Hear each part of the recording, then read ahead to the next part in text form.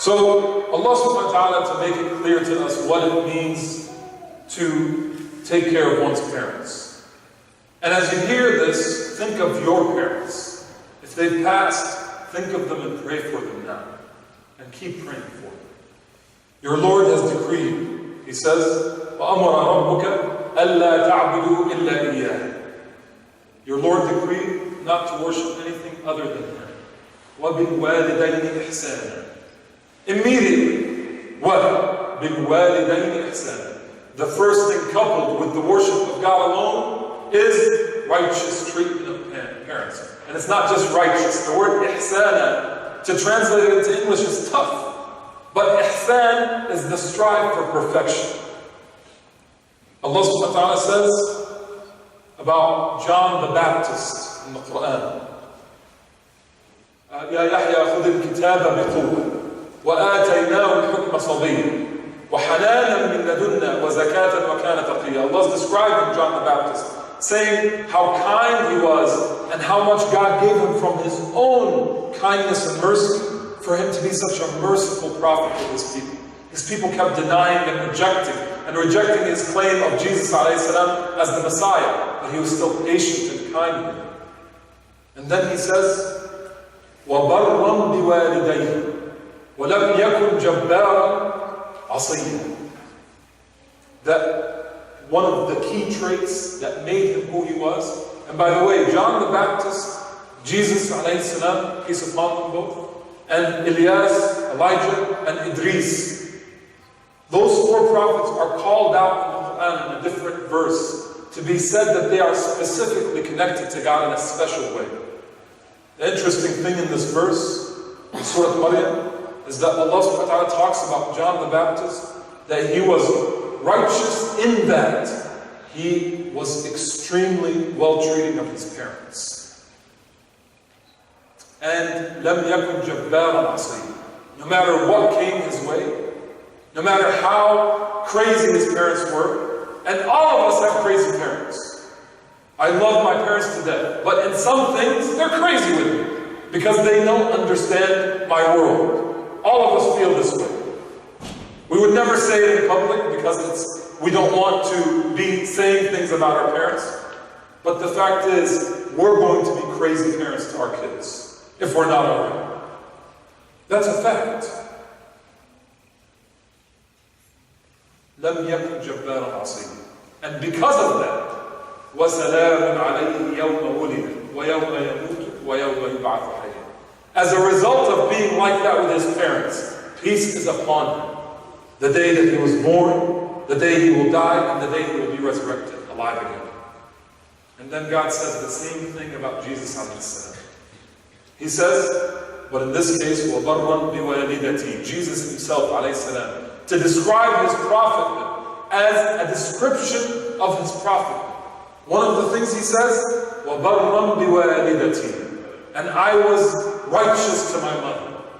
I was well-treating of my mother. وَلَمْ أَكُنْ جَبَّارًا شَقِيًّا, and I was not ever giving her a hard time. Ever. From his youth. Now, all of us can think back. And when we were young, we gave our parents a hard time. Those of us who have children today, some of our kids, one of our kids at least, gives us a hard time. And we don't know what to do about it.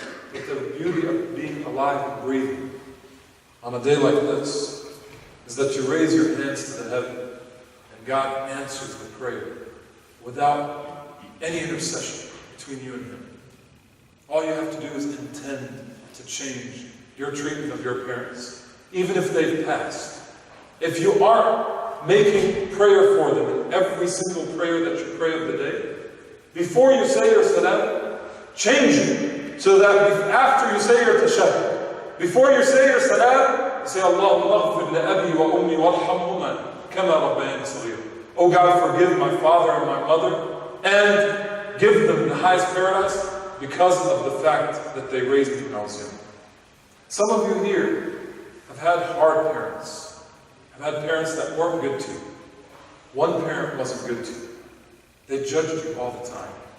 They had a problem, an addiction problem, or they had a problem with the way that they treated you in terms of physical abuse. Look at the good that they have done. Don't look at the evil. Ask Allah to forgive them for the wrong that they have done. If you can't find it in your heart to forgive them, then just ask God that He have mercy upon you, and it will be returned to you. The Prophet ﷺ said that there isn't a man or a woman who, if they are good and kind to their parents, this is narrated in Tirmidhi. If they are good and kind to their parents, their children will be good and kind to them. So if you are treating your children, night and day difference between how your parents treated you, you having forgiveness and mercy in your heart for what your parents did, will allow your children, let go of that hatred, let go of that vengeance, and your kids will then have an ability to let go when you make mistakes with them. And it will be the sky, a limit. The sky will be a limit for you. Some of you are thinking of your parents who don't believe in God, who don't believe in God the right way, who don't worship God, who don't care about God, who do things that are wrong, dishonest, or unethical. Some of us have parents like that, maybe.